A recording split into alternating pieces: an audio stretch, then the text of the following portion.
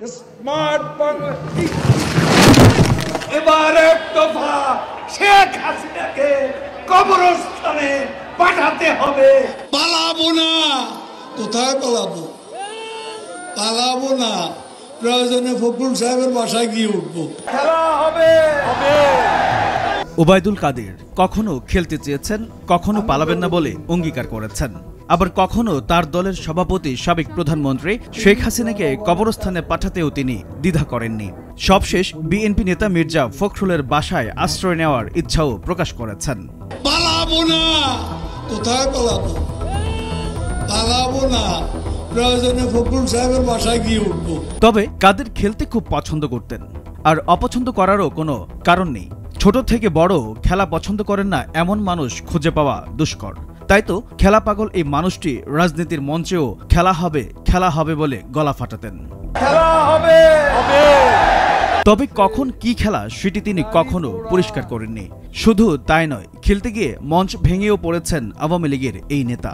Smart Bangladesh আমাদের নেতা কর্মীরা কি আপনি ঘুমাচ্ছেন নাকি? খেলতে গিয়ে তিনি এতটাই উত্তেজিত ছিলেন যে তার দলের সভাপতি সাবেক প্রধানমন্ত্রী শেখ হাসিনাকেও কবরস্থানে পাঠিয়ে দিয়েছিলেন। এবার এক দফা শেখ হাসিনাকে কবরস্থানে পাঠাতে হবে। তবে তার সাহিত্য মিশ্রিত বক্তব্যের বেশিরভাগই ছিল বিএনপি নেতাদের নিয়ে। মির্জা ফখরুলের গরম মাথায় ইউরেনিয়াম ঢেলে দিয়ে ঠান্ডা করতেও চেয়েছিলেন তিনি।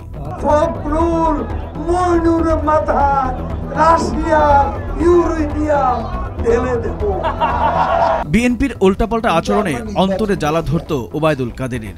তাই হাসি মুখে সাহিত্য মাখানো বক্তব্যে ধুয়ে দিতেন বিএনপি নেতাদের।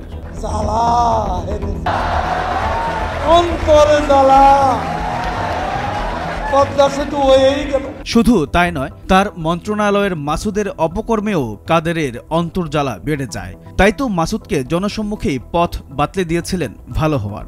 ভালো হয়ে যাও মাসুদ, ভালো হয়ে যাও, তোমাকে আমি অনেক সময় দিয়েছি। তবে খেলা হবে বলে যিনি উত্তপ্ত রাখতেন রাজনীতির মাঠ, সেই খেলা পাগল মানুষটিকে ফাইনাল খেলার আগে আর মাঠে দেখেননি দর্শকরা। খেলা শুরুর আগেই মাঠ ছাড়েন, এমনকি দেশ ছেড়ে পালিয়ে যান। অনেকেই বলেছেন হয়তো রেফারি পছন্দ হয়নি কাদেরের। পালাবার পথ পাবো না, এখন পালাবার পথ নেই। কিন্তু কোথাও পালাবেন না বলে অঙ্গীকার করেছিলেন আওয়ামী লীগের এই নেতা।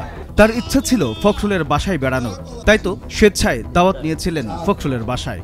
বলেছিলেন প্রয়োজনে মির্জা ফখরুলের বাসায় গিয়ে উঠবেন। তিনি তাকে জায়গা দিবেন কিনা এমন প্রশ্নও ছড়ে দেন ফখরুলকে। পালাবো না। কোথায় পালাবো? পালাবো না, প্রয়োজনে ফখরুল সাহেবের বাসায় গিয়ে উঠবো। কিন্তু ভাগ্য যেন তার সাথে প্রতারণা করেছে। ফখরুলের বাসায় যাওয়ার পরিবর্তে হয়ে গেলেন অদৃশ্য। কাদেরের এমন বক্তব্যে মির্জা ফখরুল তাকে বরণ করে নিতে আদৌ কি প্রস্তুত ছিলেন, নাকি ভয় পেয়েছিলেন, সেটি পরিষ্কার করেছেন ঠাকুরগাঁও দেয়া এক বক্তব্যে, যেখানে তিনি কাদেরকে তার বাড়িতে আসার আমন্ত্রণ জানিয়েছেন।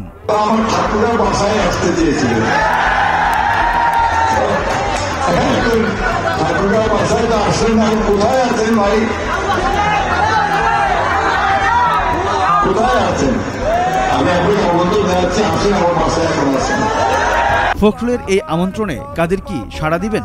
যাবেন কি ফখরুলের বাসায়? আর যদি যান তাহলে আপ্যায়নের ধরন কেমন হবে, বা কি দিয়ে কাদেরকে আপ্যায়ন করবেন ফখরুল? নাকি একে অপরকে জড়িয়ে ধরে টি-20, ওয়ানডে কিংবা টেস্ট খেলতে মাঠে নামবেন? এমন প্রশ্নই এখন ফখরুল কাদের ভক্তদের মনে। খেলা হবে। এইচ এম নাহিয়ান, ভোরের কাগজ।